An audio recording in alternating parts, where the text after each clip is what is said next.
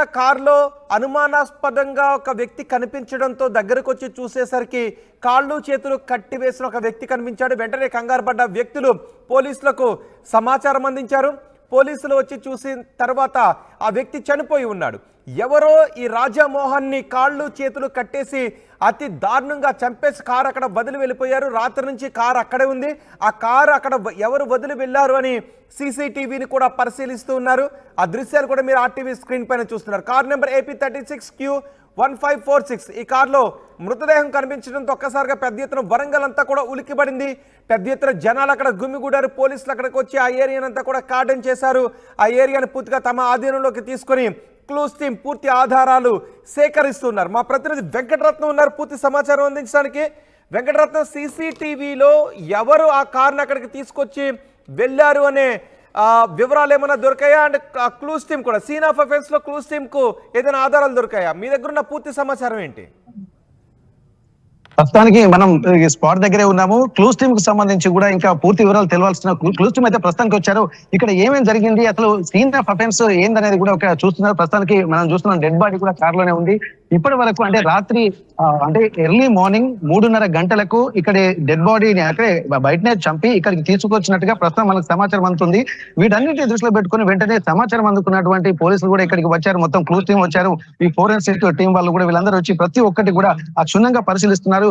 ఈ వేలి ముద్రలు ఏమేమి ఉన్నాయో వాటన్నిటికి సంబంధించి కూడా కనుక్కునేటువంటి ప్రయత్నం చేస్తున్నారు. మొత్తానికైతే ఇక్కడ ఉన్నటువంటి చుట్టుపక్కల కాలనీ వాసులు కూడా ఈ సంఘటన పైన దిగ్భ్రాంతి వ్యక్తం చేస్తున్నారు. ఎవరైతే రాజమోహన్ ఉన్నారో తలపై కూడా తీవ్రమైనటువంటి గాయాలున్నాయి.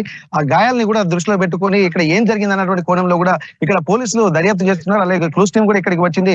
ఆ చుట్టుపక్కల సమీప ప్రాంత ప్రజల్ని కూడా కొంత విచారించేటువంటి పరిస్థితి. దీనికి ఇతనికి ఉన్నటువంటి గతంలో ఎట్లాంటి సంబంధాలు ఉన్నాయి, ప్రస్తుతానికి ఏమేమి విషయాలు ఉన్నాయి అన్నటువంటి విషయాలు కూడా ఇక్కడ ప్రస్తుతానికి అయితే చూస్తున్నటువంటి పరిస్థితి.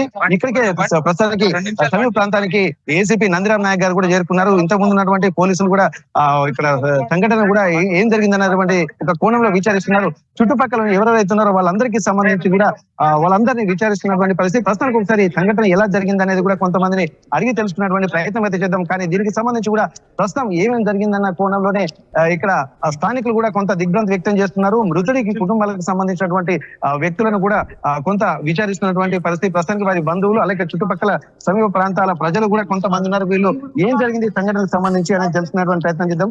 అసలు మీకు ఏమైనా సమాచారం అందిందండి అసలు దీనికి సంబంధించి? ఏంటంటే నైట్ నేను 108 లో పనిచేస్తాను. నైట్ బాగా దగ్గర ఉంటాడు సారు. నైట్ 10:30-11 గంటల ప్రాంతంలో వాళ్ళ బిడ్డ అమెరికా నుంచి ఫోన్ చేసింది. ఎందుకంటే మాకు ఊరికే టచ్ లో ఉంటారు కాబట్టి, అంకుల్ డాడీ ఫోన్ లిఫ్ట్ చేయట్లేదు, ఎప్పుడు నా ఫోన్ లిఫ్ట్ చేయకుండా ఉన్నాడు అని అంటే, సరే అమ్మ నేను ఫోన్ చేస్తా అని చెప్పి నేను కంటిన్యూ 20-30 ఫోన్లు చేస్తూనే ఉన్నా సార్. ఫోన్ కట్ చేస్తారు, ఆడియో ఫోన్ చేసిన కట్ చేస్తున్నారు, వీడియో కాల్ చేస్తారంటే కూడా ఎవరో టక్కన లైన్ లోకి వచ్చిన ఒక దుడ్డుకున్నాడు మనిషి. టక్కన పైన ఫ్యాన్ తిరుగుతానే టక్కన ఫోన్ కట్ చేసింది వాడు. వితిన్ సెకండ్ 12 గంటల ప్రాంతంలో ఫోన్ స్విచ్ ఆఫ్ అయింది. అప్పటి నుంచి సరే అంతేంది, ఎప్పుడు కూడా ఫోన్ స్విచ్ ఆఫ్ చేయడం సార్ అని చెప్పి సార్ ఇల్లు పక్కకే ఉంటది. మేము పోయి చూస్తే కార్ లేదు. ఇక్కడ బంధువుల ఇంటికి పోవచ్చు, వాళ్ళ అక్కల ఇంటికి పోవచ్చు అనుకున్నాం. రాత్రి 12 గంటలకు పోయి చూసినాం. ఆశ్చర్యంగా ఒక 3 గంటల పోయి చూసినాం. చూస్తే అక్కడ పోతే కార్ లేదు. చిన్న స్కూటీ ఉంటుంది సార్. అక్కడ స్కూటీ అక్కడ ఉంది కానీ కార్ లేదు. ఎక్కడైనా దోస్తుల దగ్గర వాళ్ళ ఫ్రెండ్స్ ఉన్నారు, బ్యాంక్ మేనేజర్స్ రిటైర్డ్ అయిన వాళ్ళు. అప్పుడప్పుడు వాళ్ళ దగ్గర పోతా ఉంటాడు. కాశీబుగ్గ, వాళ్ళ సొంతూరు కాశీబుగ్గ. సరే దాంట్లో లేడు. పొద్దున నేను రూట్ దిగి ఇంటికి పోయేసరికి 9 గంటలకు చూస్తే కూడా కార్ లేదు. సరే ఎందుకన్నా అప్పటికే వాళ్ళ బిడ్డ, వాళ్ళ అన్నదమ్ములు, వాళ్ళందరూ కూడా, వాళ్ళ దోస్తులు కూడా అందరూ నాకు టచ్ లో ఉన్నారు. సరే అని చెప్పి 10:30కు police station, Subedari police station పోయినాం. సుబేదారి పోలీస్ స్టేషన్ పోయేసరికి సార్ ఎస్ఐ గారు రామారావు సార్ నైట్ డ్యూటీ చేశాడు, లేట్గా వస్తా అంటే ఎస్ఐ సుమన్ సార్ అని ఉండే, సుమన్ సార్ కలిసాం. సార్ ఇట్లా సంగతి సార్, ఇట్లా మాకు డౌట్ ఉంది సార్ అని చెప్పానగానే నంబర్ ట్రాప్ చేయండి సార్ అని చెప్పినాం. నంబర్ తీసుకున్నాడు సారు. ఎందుకంటే మంచి ఒక అప్లికేషన్ రాసిందంటే అప్లికేషన్ కొంచెం రాసినాం. అప్లికేషన్ రాస్తా అంటే మాకు ఈ వెయిటింగ్ న్యూస్ లో వేరే వాట్సాప్ లో ఇట్లా శ్రీనగర్ సార్ అని చెప్పి వెయిటింగ్ న్యూస్ ఇటు వచ్చేసినాం మేము. అంటే ఇప్పుడు మీకు కంప్లైంట్ ఇచ్చే సందర్భంలో వెహికల్ ఇక్కడ తీసుకొచ్చి పెట్టారు ఆల్రెడీ? నైట్ నుంచే మేము నైట్ కార్ లేదు, ఇంటికి సార్ ఇంటికాడ కార్ లేదు. వచ్చిందా మరి ఎవరైనా ట్రాప్ చేసి వెంకటరత్నం ఒక క్వశ్చన్ అడగండి. ఆ కారు సీసీటీవీ దృశ్యాలు కనబడుతున్నాయి, మరి ఆ కారు వచ్చిన దృశ్యాలు, కారు ఎవరు తీసుకొచ్చారనే దృశ్యాలు సీసీటీవీలో లేవా?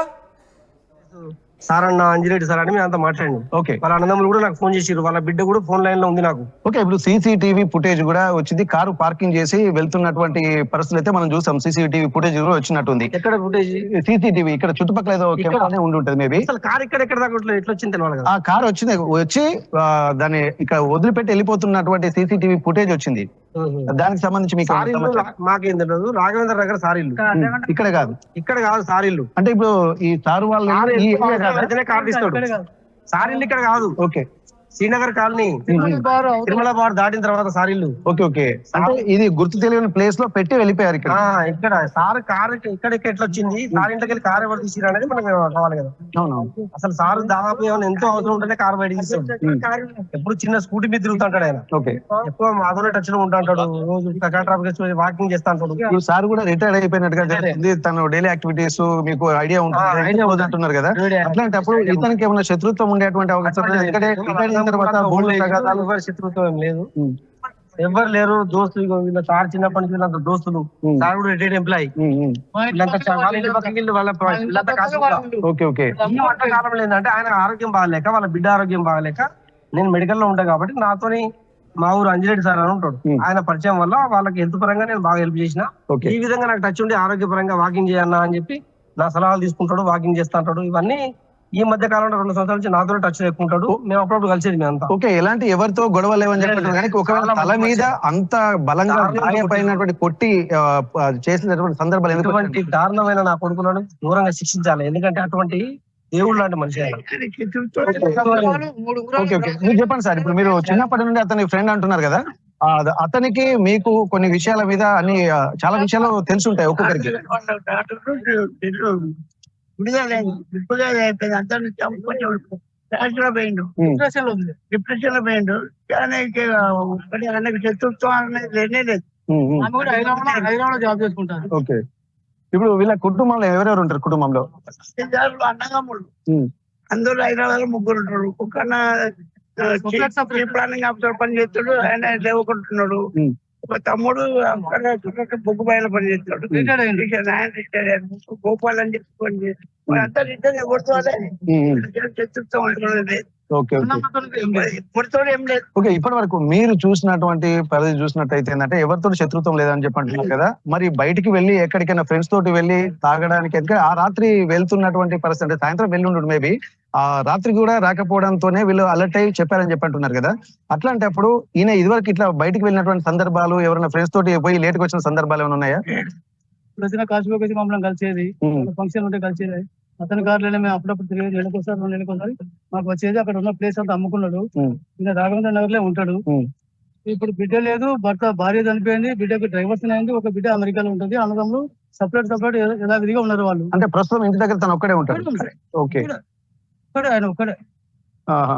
ఇప్పుడు ఇంకా మరి ఎవరి మీద అనుమానాలు గానీ, ఎందుకంటే బయటికి వెళ్ళి కారు తీసుకొని బయటికి వెళ్ళినంటే ఎవరైనా వచ్చి తీసుకెళ్లారా లేకపోతే? ఒకటే డౌట్ ఏంటంటే 3 ఉంగరాలు ఉంటాయి, బ్రాస్లెట్ ఉంటుంది, ఒక చైన్ ఉంటది. అది చూసి ఏమన్నా డ్రాప్ చేసిందా? అది ఒక డౌట్.